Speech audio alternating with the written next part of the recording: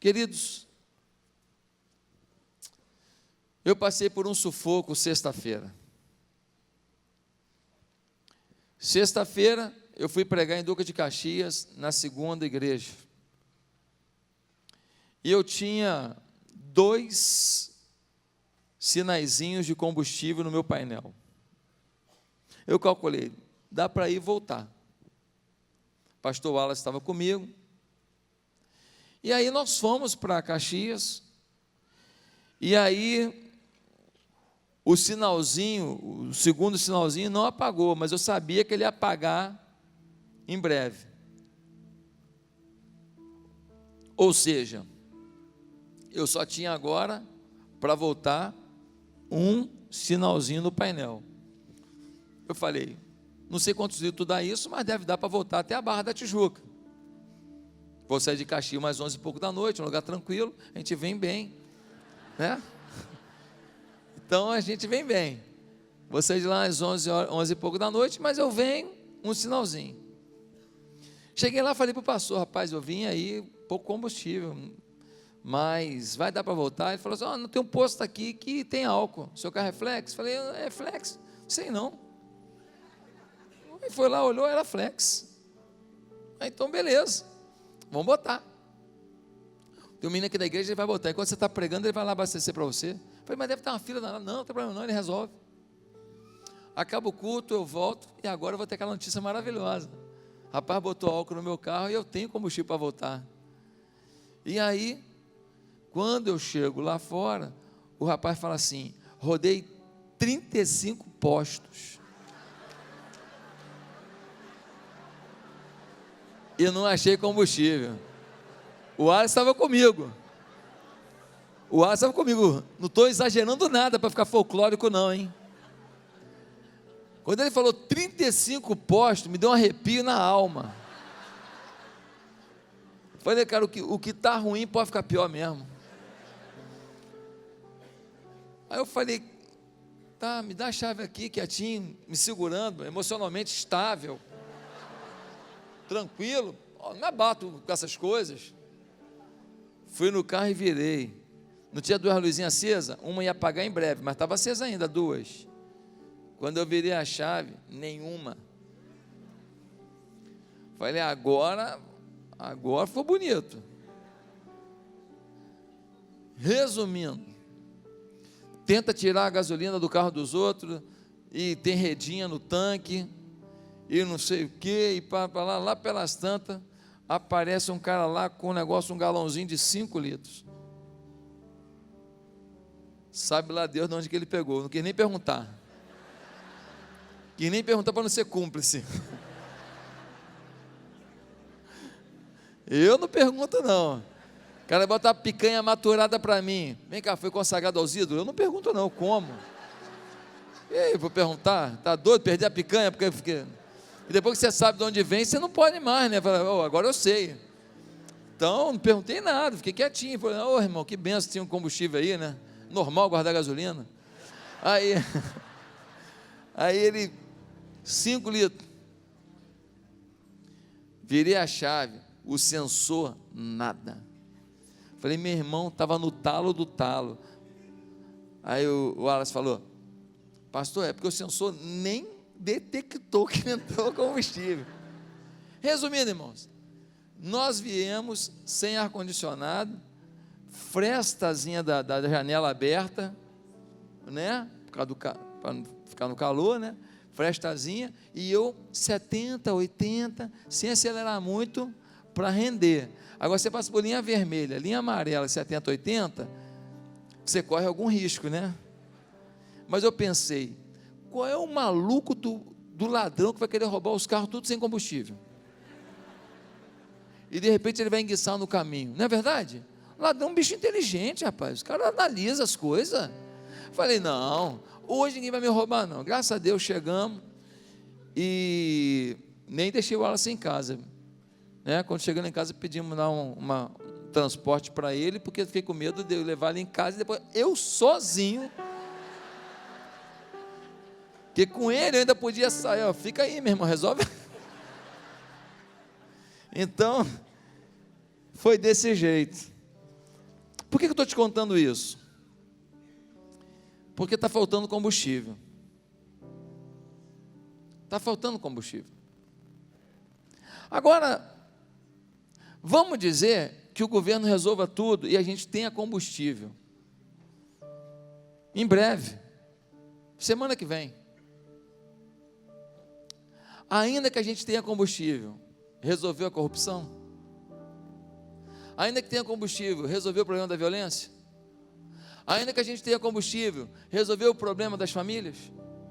Ainda que tenha combustível, resolveu o problema das drogas? Ainda que tenha combustível, resolveu o problema da prostituição e da venda escrava de mulheres? Ainda que tenha combustível, resolveu o problema dos presídios? Ainda que tenha combustível, resolveu o problema do judiciário ladrão, que também tem? Do executivo ladrão, que também tem? Do legislativo ladrão, que também tem? Não todos, mas tem. Resolveu o problema do desarmamento do povo e do armamento da bandidagem? Resolveu o problema do chefe de família que está desempregado? Resolveu o problema da pessoa que está na fila do hospital por uma cirurgia, tem 6 meses, e o médico falou que se ela não operar em 1 mês, não tem mais jeito? Por isso eu quero propor para você o seguinte tema para hoje: o combustível que salvaria o Brasil.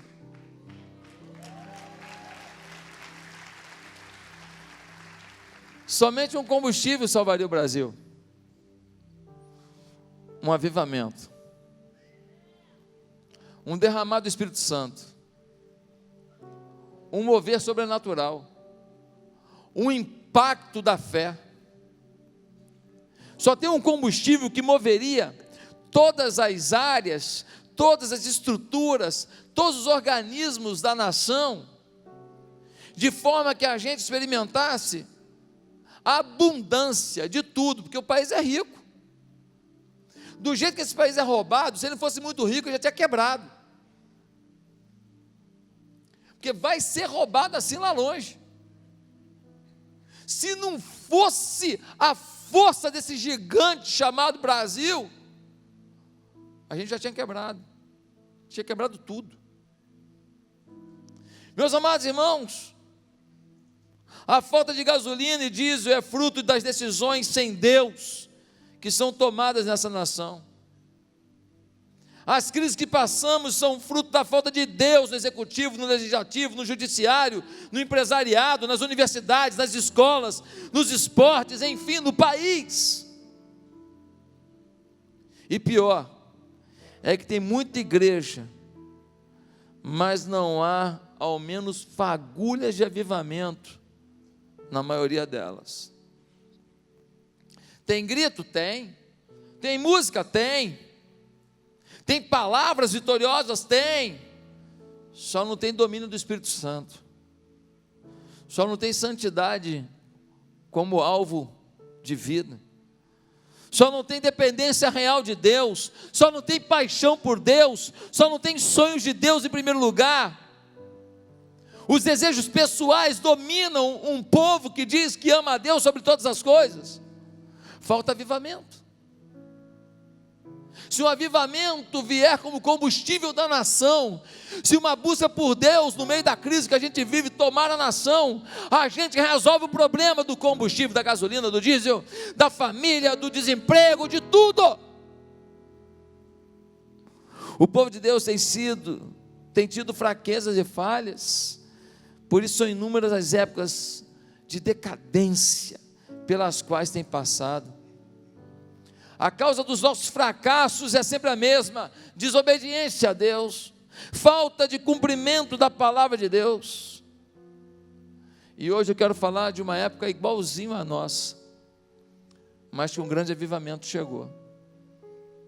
Queria que você abrisse a sua Bíblia em Neemias, capítulo 1.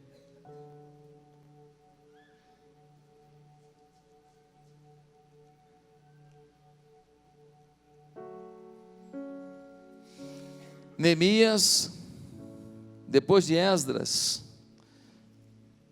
capítulo 1, versículo 4 a 7. Nós vemos assim: Amém? Neemias 1, de 4 a 7. Quando ouvi essas coisas, sentei-me e chorei. Passei dias lamentando-me, jejuando e orando ao Deus dos céus. Então eu disse: Senhor, Deus dos céus, Deus grande e temível, fiel à aliança e misericordioso com os que te amam e obedecem aos teus mandamentos, que os teus ouvidos estejam atentos e os teus olhos estejam abertos para a oração que o teu servo está fazendo diante de ti, dia e noite, em favor de seus servos, o povo de Israel. Confessa os pecados que nós, os israelitas, temos cometido contra ti. Sim, eu e o meu povo temos pecado, agimos de forma corrupta e vergonhosa contra ti. Não temos obedecido aos mandamentos, aos decretos e às leis que deste ao teu servo Moisés. Meus amados, Neemias é um homem que foi levado como escravo para Suzã, na Pérsia. Ele é copeiro do rei. Quem é o copeiro? É a pessoa que prova a comida do rei para ver se não está envenenada, que bebe a bebida do rei para ver se não está envenenado. É a pessoa que serve o rei. É aquele garçom de luxo que vive na sala do rei, prova da comida do rei, porque se alguém tiver que morrer envenenado, que seja ele, não o rei. Meus amados irmãos, esse homem está lá e um dia ele recebe uma visita. E quando ele recebe uma visita do irmão dele, ele pergunta: como é que está o povo lá em Jerusalém? Eu vim como escravo, mas eu consegui um emprego legal aqui, ó. Eu sou copeiro do rei, eu fico numa boa, eu como bem, eu tenho um aposento legal. Olha, é um trabalho bom, eu estou legal, mas como é que está o povo lá de Jerusalém? E o irmão dele vai dizer: ei, está tudo muito ruim. Os muros da cidade foram derribados, então a gente não tem proteção dos inimigos. Os homens inimigos entram, estupram as mulheres. Os homens entram e roubam o pouco que a gente consiga plantar, que a gente consiga cuidar, o gado que a gente consiga alimentar, eles roubam tudo. Os velhos não têm aonde tirar qualquer bem-estar, eles ficam largados no chão, morrendo. O governo se perdeu, nós não temos estrutura nenhuma, nem social, nem hospitalar, não temos nada para ninguém, está todo mundo numa pobreza incrível. O nosso povo se afastou de Deus, nós ficamos longe do Senhor, o Senhor nos avisou e a gente ignorou, e a chapa esquentou Neemias. Nós estamos pagando o preço da nossa iniquidade. Queridos irmãos, acontece o que eu acabei de ler. Neemias começa a chorar, a jejuar e orar, desesperado de saber que o seu povo está sofrendo desse jeito. Os caminhoneiros estão nas estradas, mas deixa eu te falar uma coisa: os filhos deles também estão sem coisas em casa.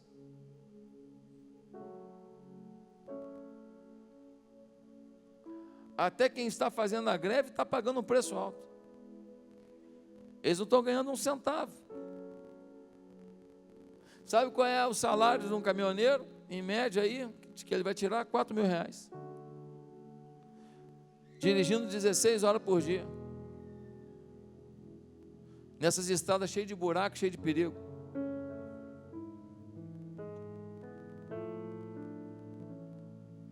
A vida não está fácil. Nossa nação se esqueceu de Deus. E estamos pagando um preço tão grande como no tempo de Neemias, tempo negro da história de Israel. Um povo havia se misturado com as nações pagãs e perdido sua força no testemunho, tornou-se negligente, corrompido, rebeldes. Neemias ausente de sua terra por algum tempo, porque foi levado cativo, mas agora ele é informado do desprezo que há na sua terra natal. O muro de Jerusalém É a única chance do povo ter dignidade e segurança. E Deus fala com Neemias: Neemias, deixa a tua mamata, deixa o teu conforto, vai reconstruir os muros da cidade, para o meu povo reerguer também as emoções, reerguer a esperança, reerguer os sonhos. Sem muros, sem sonhos. Muros sem segurança, sem muros, sem paz. Ele está um pouco abatido, e ficar abatido na frente de um rei significaria a morte. Mas o rei pergunta para ele: você está abatido, Neemias? O que houve? Ele fala: como é que eu posso estar feliz se o meu povo está sofrendo desse jeito? Eu tenho tio meu que está lá sofrendo, eu tenho primo meu que está lá morrendo, eu tenho prima minha que foi estuprada, minha família sofrendo, eu vou ficar aqui numa boa? Como? Não tem como, eu estou sofrendo demais.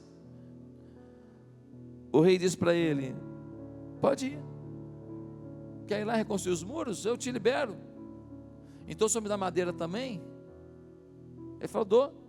O senhor me dá carta também para eu passar pelas outras cidades e as pessoas me permitirem passar? O rei fala: eu dou. Quando Deus está à frente, Ele move o coração de gente que não tem nada a ver contigo. Quando Deus está à frente, Ele move o coração de pessoas que não tem nada a ver com a tua dor.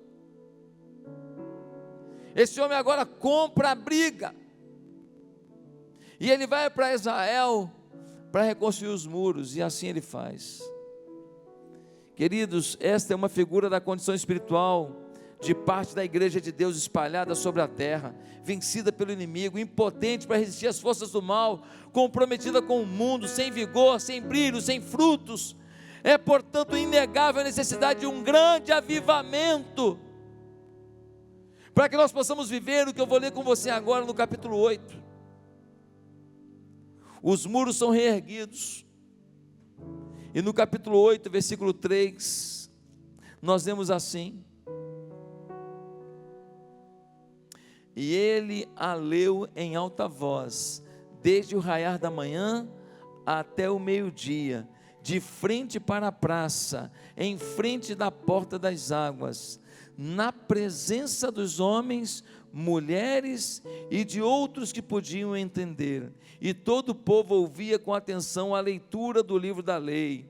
O escriba Esdras estava numa plataforma elevada de madeira, construída para a ocasião. Ao seu lado à direita estavam Matitias, Sema, Anaías, Urias, Ilquias e Maazéias, e à esquerda estava Pedaías, Misael, Malquias, Azum, Asbadana, Zacarias e Mesulão.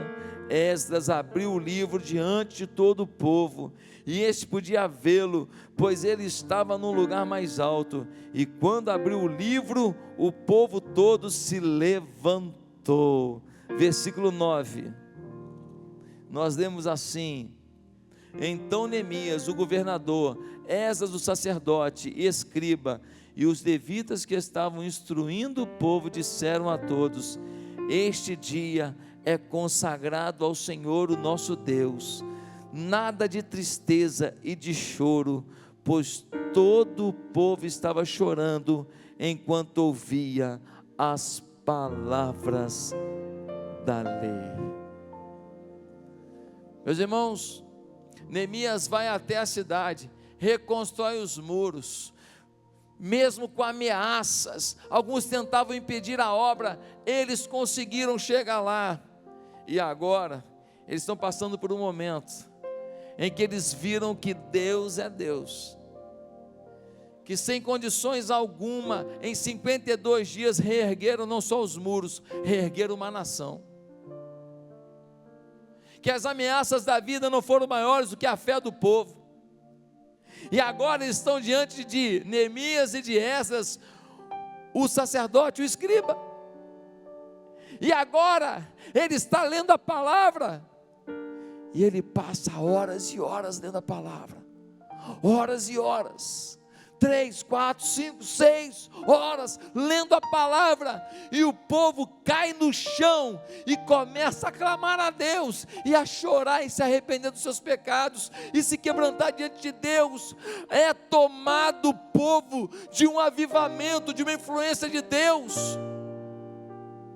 E a nação de Israel começa a viver algo impensado. A intercessão é alavancada. O ministério vai sendo agora retomado. Aquilo que diz Abacuque 3, versículo 2, acontece. Aviva, ó Senhor, a tua obra no meio dos anos a notifica.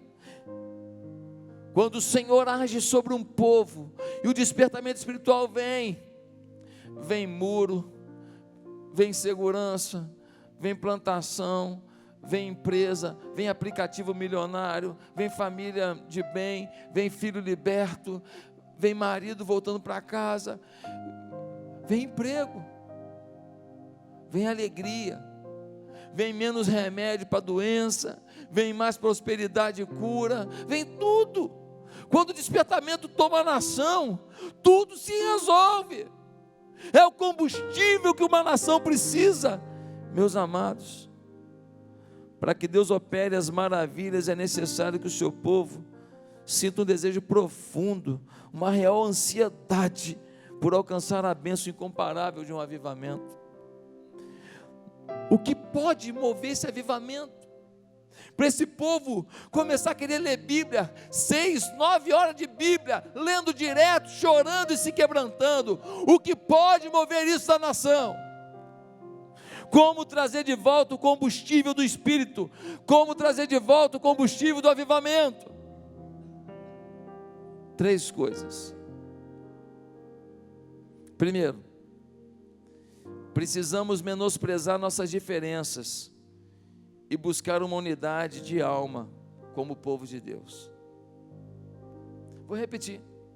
Precisamos menosprezar nossas diferenças e buscar uma unidade de alma como povo de Deus. No capítulo 8, versículo 1, nós lemos assim: quando chegou o 7º mês e os israelitas tinham se instalado em suas cidades, todo o povo juntou-se como se fosse um só na praça em frente da porta das águas.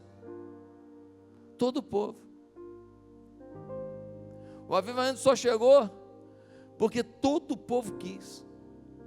Todo o povo se juntou e falou: lê a Bíblia para a gente, fala de Deus para a gente. Todo o povo falou: alimenta o nosso coração. Todo o povo disse: nós queremos crescer. Mas, meus irmãos, antes do avivamento, o povo estava que nem a gente, separado, cada um cuidando da sua vida, cada um cuidando dos seus interesses. Os interesses nossos como povo de Deus, às vezes ficam em segundo, terceiro plano. A gente valoriza muito o que envolve a nossa vontade, envolve o nosso sucesso, envolve o nosso bem-estar financeiro. E muitas vezes o que a igreja está vivendo, o que nossos irmãos estão vivendo, os sonhos que Deus coloca na família de fé, a gente deixa de lado. Esse povo estava desunido, cada um na sua.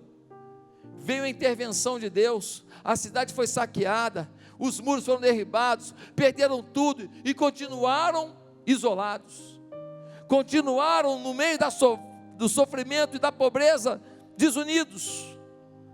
Como disse Neemias, em capítulo 4, versículo 19: grande e extensa é a obra, e nós estamos no muro muito separados, longe uns dos outros. Neemias falou: gente, nós somos longe um do outro, nós não vamos conseguir assim.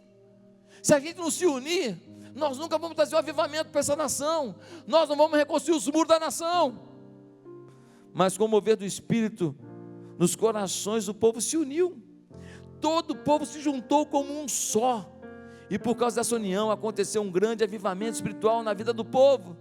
Jesus, durante o seu ministério, disse: uma casa dividida não pode permanecer. O ciúme, a contenda, a rivalidade, a desunião tem causado frieza nos corações. O materialismo tem causado dispersão na nossa fé.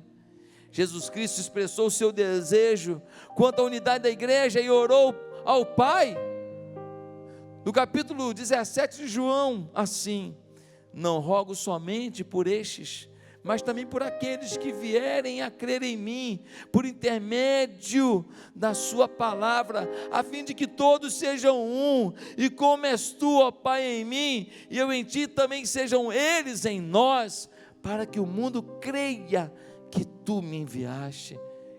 Capítulo 17 de João, versículo 20 e 21. Irmãos, a igreja só vai provar para o mundo que Deus nos enviou Jesus ao mundo, e que Jesus morreu numa cruz, e que Ele ressuscitou, e que Ele mudou a nossa história. Eles só vão crer se a gente for unido. Pastor, eu sou um baita crente lá na minha vida, eu venho no domingo aqui, e eu saio daqui e vou viver a minha vida. Eu não me envolvo com os projetos da igreja, porque eu tenho muita coisa para fazer. Eu não me envolvo com os sonhos da igreja, porque eu sou uma pessoa muito ocupada. Eu não me envolvo com a vida dos irmãos, porque eu também não gosto que ninguém se meta na minha vida. Ei, isso não produz avivamento. Você pensa que você vai resolver o seu problema sozinho? Você não vai. Você pensa que você vai curar a sua alma sozinho? Você não vai.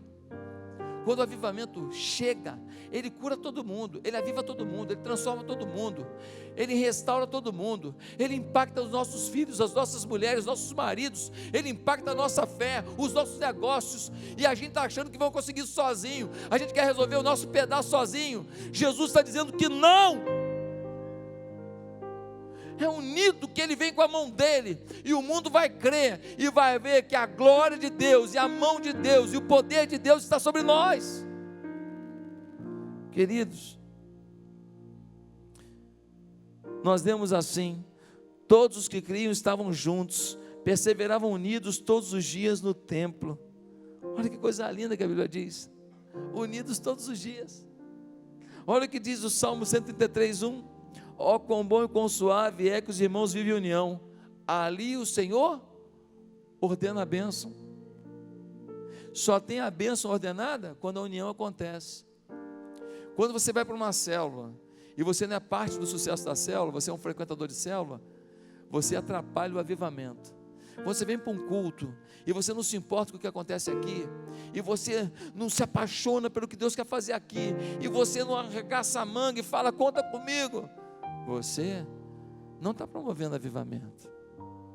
Quando você chega na sua casa e você não fala para o seu filho, e não fala para a sua família o que você crê, e você não é muito sincero e genuíno em dizer que você ama a Deus sobre todas as coisas, você não ajuda no avivamento. Quando você chega no seu trabalho e você não declara que você pensa diferente, mesmo um monte de gente falando ao mesmo tempo opiniões contrárias ao que você crê pela Bíblia, mas você se cala para não arrumar confusão, você não produz avivamento. Eu me lembro quando fomos comprar nossa primeira casa lá no condomínio Rio Mar. A igreja tinha juntado uma entrada, mas não tinha muito dinheiro. Acho que foi 2007 isso. Mas nós tínhamos que comprar, estava ficando lotada a casinha, não estava cabendo. E aí eu fiz uma reunião com as pessoas na época e falei, gente, nós temos que comprar, vamos lá. E depois daquela reunião, todo mundo concordou, a gente decidiu comprar. Era uma casinha que a gente tinha alugado. A gente decidiu comprar essa casinha, alugar a casa do lado e fazer uma obra unindo as duas casas, para a gente ter um templo para 800 pessoas mais ou menos. E agora a gente tinha que não só pagar a casa, e a gente teria que construir ao mesmo tempo. Olha o desafio. Irmãos, nós levamos para a igreja esse desafio. Fizemos um carnezinho. A gente dava um tijolinho pequenininho, como lembrança daquele momento. Eu vou na casa dos irmãos, às vezes eu vejo o tijolinho, todo mundo guarda, eu tenho o meu também. E a gente falou, gente, nós precisamos avançar. A igreja não cabe mais aqui. Nós estamos com dificuldade, as pessoas estão indo embora. Pensa numa unidade. Mas o mais engraçado era no domingo à noite. Domingo à noite, acabava o culto, e a gente tinha mania de ir comer. E naquela época, a coisa que mais se vendia no Brasil era rodízio de pizza. Era rodízio de pizza para tudo quanto é lado. Então acabava o culto, E crente come com força, né? Nós temos um potencial inerente à nossa espiritualidade. Então, acabava o culto, rodízio de pizza. Mas era engraçado. Era engraçado, ficava todo mundo catando latinha. A pessoa ia na mesa dos outros, já acabou? Dá licença, tal. Os garçons querendo pegar a latinha, porque eles vendem, né? Então, ficava com dificuldade. Algumas irmãs com bolsa bonita, com roupa bonita, catando latinha. As crianças correndo para lá, derrubando latinha para tudo quanto é lado. E aí um dia, eu já contei isso aqui, mas eu não canso de contar a nossa história, para a gente saber de onde a gente veio. Um dia uma pessoa virou para mim e falou assim: uma propriedade na Barra da Tijuca, você acha que você vai pagar com venda de latinha? E naquela hora o Espírito de Deus me deu uma resposta, e eu disse: com latinha eu não pago não, mas um Deus que vê um povo catando latinha, manda o seu milagre. Meus irmãos, e foi o que aconteceu. Deus viu a gente catando latinha, e a gente botou o negócio na frente da igreja, e o pessoal jogava latinha lá, ia chegando jogando latinha lá. E meus irmãos, os catadores de latinha tiveram milagres. Você tem ideia? Tinha membro da igreja que pegava o carnê e levava para os amigos. Olha, está tendo uma campanha na igreja para fazer uma obra lá, para a gente construir a igreja. Você não quer colaborar?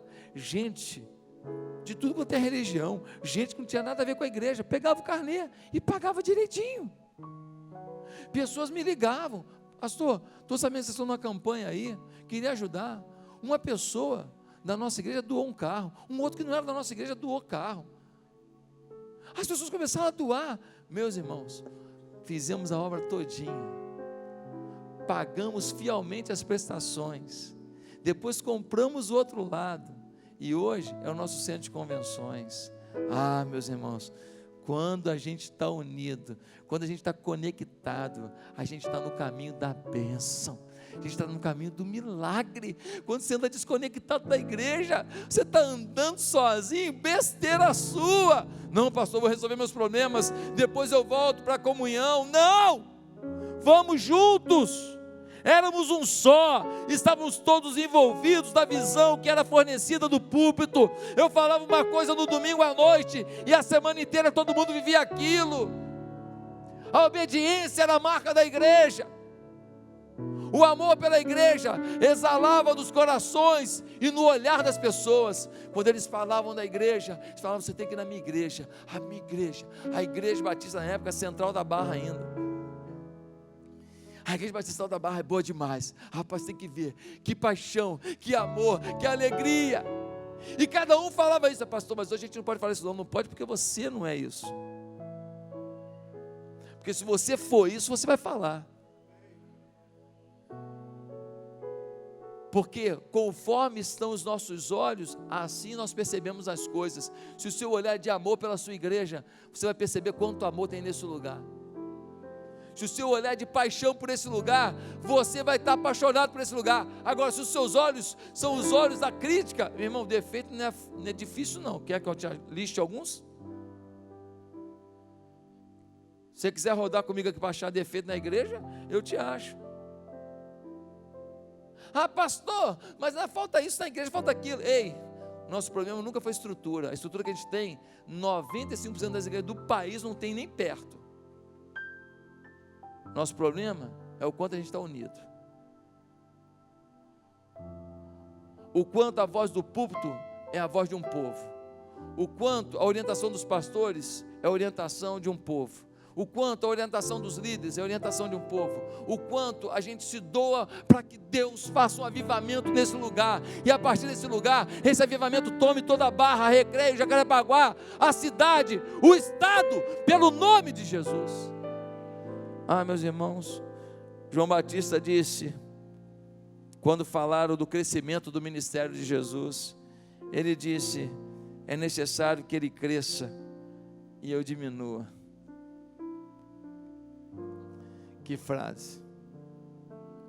João Batista, você ficava a multidão te ouvindo, não é? Pois é, tem uns que estavam aqui com você, que nem estão vindo mais no culto do João Batista. Estão indo lá para o culto do tal do Jesus. João, não quero te falar não, hein? Tua moral está caindo. Ó, tinha um pessoal que te seguia no Facebook, parou. Estão seguindo Jesus. Tinha um pessoal que te curtia no Instagram, pararam, João. Agora, só curte Jesus. Vem Jesus e fala assim, vem João e fala assim, importa que ele cresça e eu diminua. Quando Jesus foi falar de João, o que ele disse? Falou, ó, de mulher nunca nasceu ninguém igual a ele. De mulher, esse é o cara. Quase que Jesus falou assim, eu sou fã dele. De mulher eu nunca vi. O cara é a simplicidade em pessoa, o cara é a generosidade em pessoa, o cara é a unidade em pessoa, o cara é a visão do reino em pessoa. Ei, igual a ele eu nunca vi. O que o Senhor falaria de você? Meus irmãos, a igreja é a noiva de Cristo, não podemos difamar a noiva do nosso Senhor. Pastor, mas a igreja tem muito defeito, mas Jesus morreu por essa igreja. Pensa bem antes de falar da noiva dele. Ah, porque a igreja está cheia de defeito, assim, cuidado, hein? Está mexendo com a noiva de um noivo bem exigente. Seja você a igreja dos seus sonhos. Seja você o amor que você sonha na igreja. Seja você a unidade que você sonha na igreja. Seja você a submissão, a obediência que você sonha na igreja. Seja você o apoio, a sua liderança que você sonha na igreja.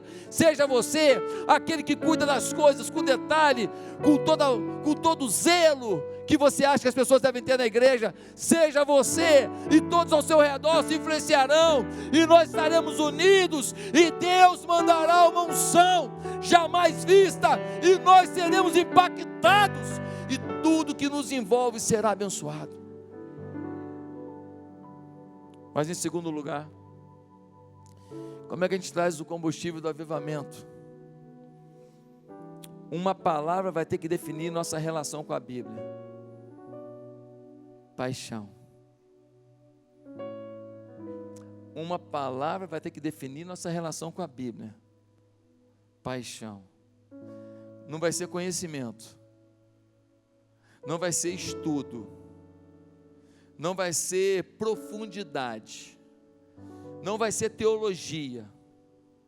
Não vai ser cursos feitos. Não vai ser seminários feitos. A palavra que tem que definir nossa relação com a Bíblia vai ter que ser paixão.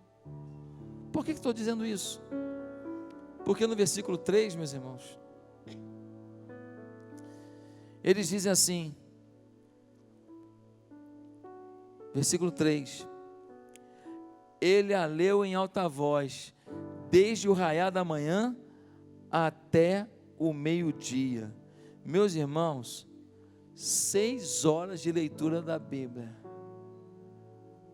na frente do povo, essas com a Bíblia aberta lendo, e o povo em pé ouvindo a palavra por 6 horas. Hoje, a gente prega para você sentado, e muitos reclamam. Hoje o culto atrasa 10 minutos, 15 minutos, é uma insatisfação na alma. Eu me sinto pesado quando o culto atrasa, porque eu sei que alguns ficam chateados. Eu fui num culto na África, lá no Dondo, uma região de Moçambique. O culto leva 3h30, 4 horas. Mas canta, fala um negócio, ora, canta. Cumbera kusa kuyaeso cumbera kusa Yova e cumbera kusa Yova e cumbera kusa Yova e cumbera. As mulheres vão cantando. Atuia tase, onara tuia tosse, ona, ona, cumbera cuia eso. Deve estar meio errado, mas é mais ou menos isso. Atuia. Vai cantando e tal, celebra e tal. 1 hora, 2 horas, 3 horas de culto. E ninguém vai embora. Eu falei, mas por que eles cantam tanto com esse louvor tão lindo? O louvor do céu é africano. Por que eles cantam tanto? Sabe por quê? Porque eles não têm para onde ir.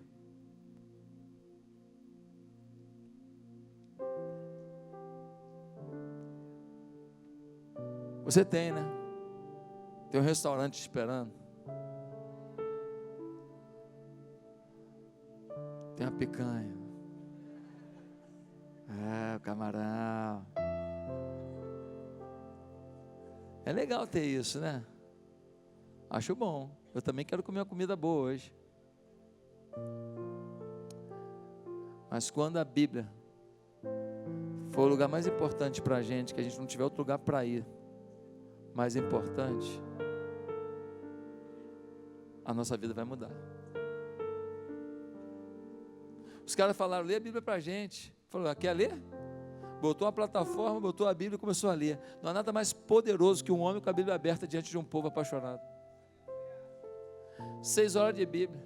6 horas de Bíblia. 6 horas de Bíblia. E o povo ouvindo. Lê mais, lê mais. Nós queremos saber os estatutos, os decretos do nosso Deus. Nós queremos saber o que Deus espera da gente. Nós não queremos saber o que o patrão espera. Nós não queremos saber o que a sociedade espera. Nós não queremos saber o que a imprensa espera. Nós não queremos saber o que esses malucos, esses loucos que estão ditando os costumes do nosso tempo esperam. Nós queremos saber o que a palavra espera de nós. Meus irmãos, a volta à palavra de Deus é um dos fatores essenciais para o avivamento. Se nós começarmos a ler Bíblia como gente grande, e a gente se unir, irmão, nós somos uma igreja abençoada, hein? Nós somos uma igreja abençoada, hein? Nós somos uma igreja, meu Deus do céu, nossa história é muito bonita, sem comparação com igreja nenhuma, não estou fazendo comparação, mas a nossa história é muito bonita. Nós ouvimos falar de igrejas, isso aqui é igreja, a gente sempre, a grama do lado é mais verde. Muitas igrejas que eu ouço falar, quando eu vou lá, eu falo, poxa, legal, tem coisa boa aqui, mas a nossa igreja tem muita coisa boa também.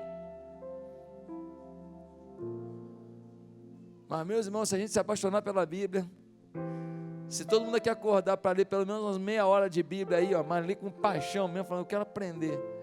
Gente, eu me encanto com essa história da Bíblia. Cada história é legal, tem história de super-herói, não tem? Sansão? Tem ou não tem? Tem história de animais? Nossa, só tem. Uma hora mata leão, uma hora mata urso, uma hora bota na arca um monte de bicho. Tem história de guerra? Meu Deus! Um monte de história de guerra, de estratégia de guerra. Quem gosta de filme de ação, a Bíblia está recheada. Você tem que viajar na maionese da Bíblia. Você tem que ler a história e falar assim, meu Deus, como é que deve ter sido essa cena? Como é que foi esse momento, hein? Como é que esse cara pensou nisso? Eu gosto às vezes de ler a Bíblia, não para preparar um sermão. E é por isso que eu preciso que cada um faça a sua parte, que líder de célula, pastoreie a célula. Porque se você me alivia, eu tenho mais tempo para ler a Bíblia e viajar com a Bíblia, para te trazer conteúdo de Deus. Se eu tiver que fazer todas as visitas, enterro, casamento, tal, eu fico maluco. E na hora de exercer a minha função, que é essa aqui, uma das principais que eu tenho nesse lugar, eu vou chegar vazio. Você tem que me ajudar a resolver isso. Você tem que se envolver e se apaixonar pela Bíblia. Jesus ensinou as palavras que eu vos disse, são espírito e vida. Olha isso, as palavras que eu te disse são espírito e vida. Olha o que diz a Bíblia no salmista, o justo tem prazer na lei do Senhor, e na sua lei medita de dia e de noite. Jesus vai dizer, quem é de Deus, ouve a palavra de Deus, pratica e obedece a palavra de Deus. Olha as palavras que a Bíblia traz. Parece que o grande problema do povo de Deus sempre foi o abandono da palavra. Não sei se você está apaixonado pela palavra. Eu não sei se você tem lido Bíblia. Eu não sei se sua palavra de definição na sua relação com a Bíblia é conhecimento, estudo, aprofundamento, datas, personagens, ou se é paixão. Eu queria que você começasse a ler esse livro falando, cara, vai ter um negócio muito legal aqui agora. Melhor que um seriado Netflix. Melhor do que um filme de bilheteria apaixonante, incrível. Todos os avivamentos que encontramos entre o povo de Deus iniciaram por uma decisão inabalável do povo que resolveu obedecer à palavra de Deus. Tocado pela palavra, havia arrependimento, mudança de rumo. Irmãos, não há como vir o avivamento se nós somos um povo sem Bíblia. Somos gigantes dos negócios, gigantes nos nossos afazeres, mas somos nanicos de palavra. Será que você tem sido assim? Não era emocionalismo que produziu o avivamento. Olha o versículo 8. Versículo 8 do capítulo 8, nós vemos assim: leram o livro da lei de Deus, interpretando e explicando, a fim de que o povo entendesse o que estava sendo lido. Não leu não, explicava, e lia e explicava, 6 horas de explicação de Bíblia, 6 horas, e o povo ali, fala mais, nós queremos sermos tomados pela palavra. Muitos acham que o avivamento vai chegar com êxtase. Muitos acham que o avivamento vai chegar com uma vigília, em que se traga um pregador bem pentecostal. Muitos acham que o avivamento vai chegar sem ser um cantor, que canta muita música falando Espírito Santo. Não tem nada contra nada disso, acho muito bom tudo isso. Avivamento chega com aprofundamento da paixão pela Bíblia. Avivamento é palavra. Avivamento é derramamento diante da palavra, é foco na palavra. Mas em último lugar, como trazer o combustível que salvaria o Brasil? O avivamento. As desculpas têm que ser substituídas por quebrantamento. Repete comigo: as desculpas têm que ser substituídas por quebrantamento. O que quer dizer isso, pastor? Quer dizer que a gente tem que parar de dar desculpa se você não se envolve nas coisas de Deus. Desculpa se você não lê Bíblia. Desculpa se você não está liderando alguma coisa na igreja. Desculpa pelo que você fez com o seu casamento, chutou o pau da barraca de bobeira. Desculpa para você estar bebendo. Não, mas eu bebo socialmente porque é importante para fazer networking. Desculpa. Desculpa para não dar o dízimo, desculpa para não dar a oferta. Desculpa para não trazer visitante na igreja. Desculpa para não levar ninguém na célula. Desculpa para não ser de célula. Não é que eu sou muito famoso, sou muito poderoso, sou muito rico, e eu não gosto de me misturar com os plebeus e estar numa célula. Queria saber se fosse um bando de gente poderosa que chamasse para uma reunião, se você não ia, toda semana. Nós temos que trocar as desculpas pelo quebrantamento. Eu estou terminando lendo agora aqui com você, o versículo 6, diz assim: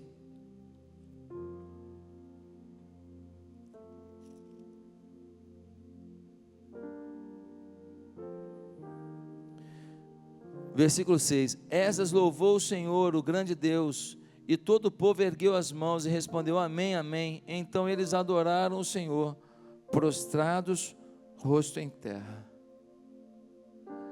Esdras começa a ler a Bíblia, eles começam a adorar a Deus, adoram a Deus, e Deus habita no meio dos louvores.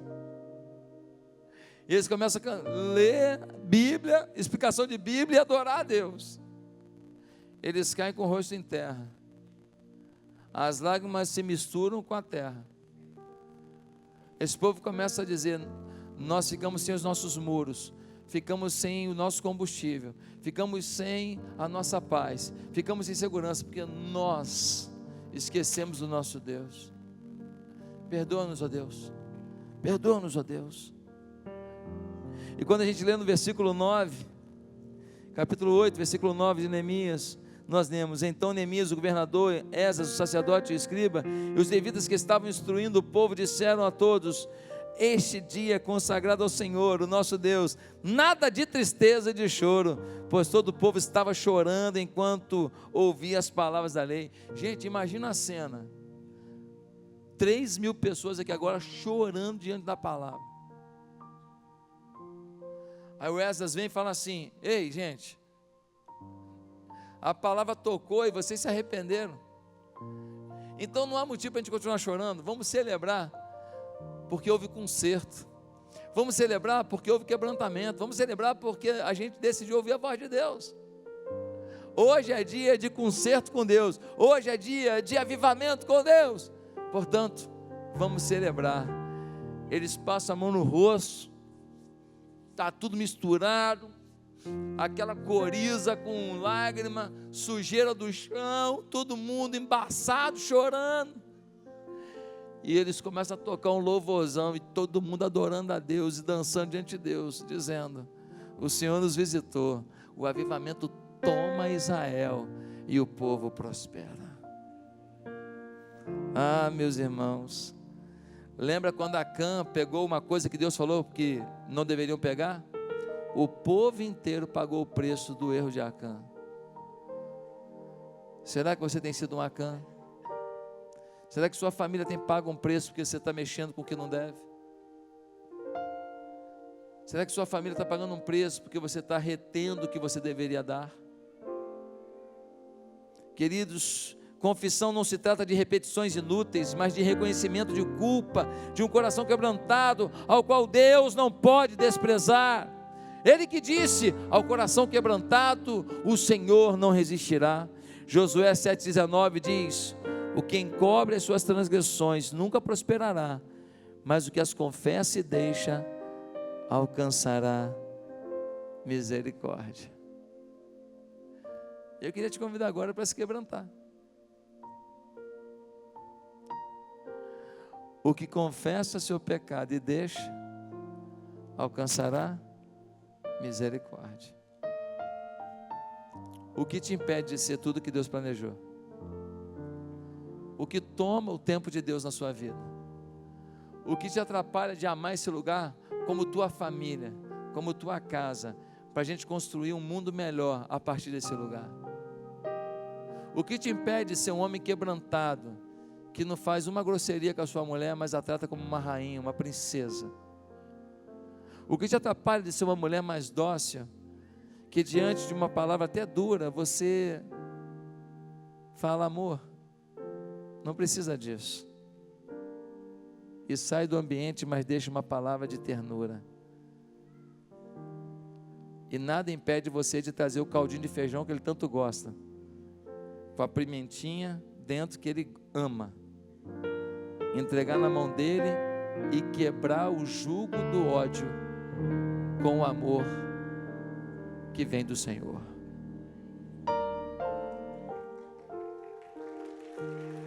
É hoje. É hoje. Eu queria que você curvasse a sua cabeça. Onde é que você está errando? Você sabe o que aconteceu com Jerusalém depois disso? Pode ficar de cabeça baixa. No capítulo 12, no versículo 43, é o último verso que eu vou ler. A gente lê assim: naquele dia, contentes como estavam, ofereceram grandes sacrifícios, pois Deus os enchera de grande alegria. As mulheres e as crianças também se alegraram, e os sons da alegria de Jerusalém podiam ser ouvidos de longe. O quebrantamento de hoje aqui vai produzir um júbilo na nossa vida, uma alegria na nossa vida, que as pessoas vão ouvir o júbilo de longe. as pessoas vão notar de longe, as pessoas vão perceber de longe o que Deus está fazendo aqui. Peça para Deus perdão, decida ser uma pessoa melhor, independente do outro. Tem alguém aqui que quer aproveitar e também consertar sua vida com Deus, porque você está afastado de Deus? Você não está na comunhão mesmo com Deus, você está um pouco distante. Mas hoje você foi tocado aqui, você quer aceitar Jesus como Senhor da sua vida, não como um empregado seu que faz alguma coisa quando você pede. Mas você quer hoje Jesus como Senhor da sua vida, quer? Aonde você está, repete comigo uma oração, diga assim: se hoje você quer aceitar Jesus como Senhor da sua vida e viver essa vida em busca do avivamento, repete comigo assim: Senhor, eu entendo que sem esse combustível do avivamento, ainda que eu tenha outros combustíveis, minha vida não vai florescer. Mas hoje eu quero aceitar Jesus como Senhor da minha vida. Eu quero me reconciliar com Deus. Eu quero que o Senhor coloque no tanque da minha vida o combustível certo, o avivamento. Eu quero ser uma melhor pessoa e comprometida contigo, porque eu creio que o Senhor trará sobre a minha vida os milagres que eu preciso. Em nome de Jesus. Amém.